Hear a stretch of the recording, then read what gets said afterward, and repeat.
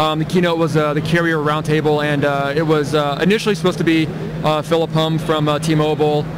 He backed out after this weekend's announcement, but Dan Hesse was there from Sprint Nextel, Dan Mead from Verizon, and Ralph De La Vega from AT&T, and Jim Cramer from CNBC was the MC of the event, and he was boisterous as always.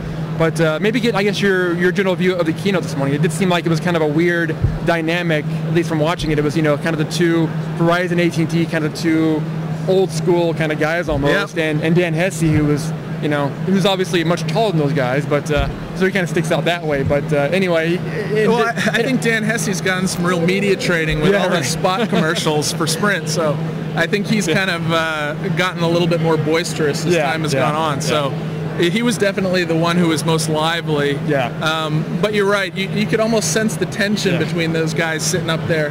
Especially, De La Vega. He spoke some, but he was obviously very guarded in regards to the merger. He really didn't want to say anything. He mentioned that obviously with LTE they're going to be able to cover 95% of the country, but didn't announce anything in terms of the plans there. And Dan Mead, again, he was just kind of sitting there as well, and pure carrier protection mode, if you want.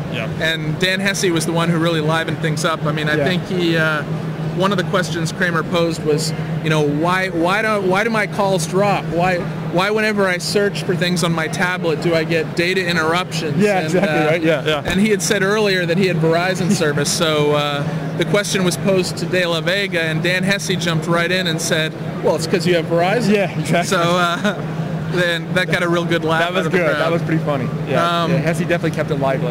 And the other one that he kicked in on was Ralph De La Vega was talking about the benefits of the merger and how they're going to be able to roll out LTE to 95% of the U.S.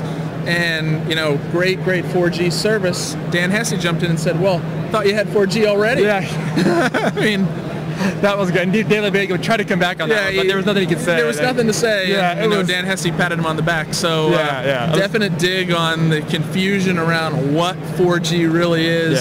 Well, that's a whole different topic. I don't think consumers really have any idea or really care at this point. It's just become a marketing expression. I thought this was an interesting point. He talked about the fact that smartphones use 24 times the amount of capacity that voice phones do, and tablets use 120 times. But yet, last year, over the last couple of years, we've only seen a 3 times increase in the amount of spectrum used. So that was his example to illustrate the impending spectrum crunch that we're going to be facing. And he got into the national broadband plan a little bit, talking about enabling data roaming for a better overall experience. Prioritizing the release of spectrum, the plan to release up to 500 megahertz of spectrum freed through voluntary spectrum auctions. That's an interesting concept. It's a really interesting concept, and it's going to be majorly important for this industry, and you can't overstate that enough, how important those auctions are going to be. Exactly. I agree. That's a good point. But it's interesting. Dan Hesse was the one to lead it off. He mentioned, I thought this stat really jumped out, is that next year data traffic will be 66 times what it was in 2008. So that illustrates the issue. It's right there. Yeah, you're right. I mean, just looking around the show floor, I mean, all the devices, the tablets that are being used by everybody. I mean, it's like you said, like what Janikowski had said about the data usage, or Hesse said it about data usage there. I mean, with everybody using those devices, I mean, the networks are just getting clogged up like crazy. I mean, you put it out there and people will start using it. So that's going to be a challenge.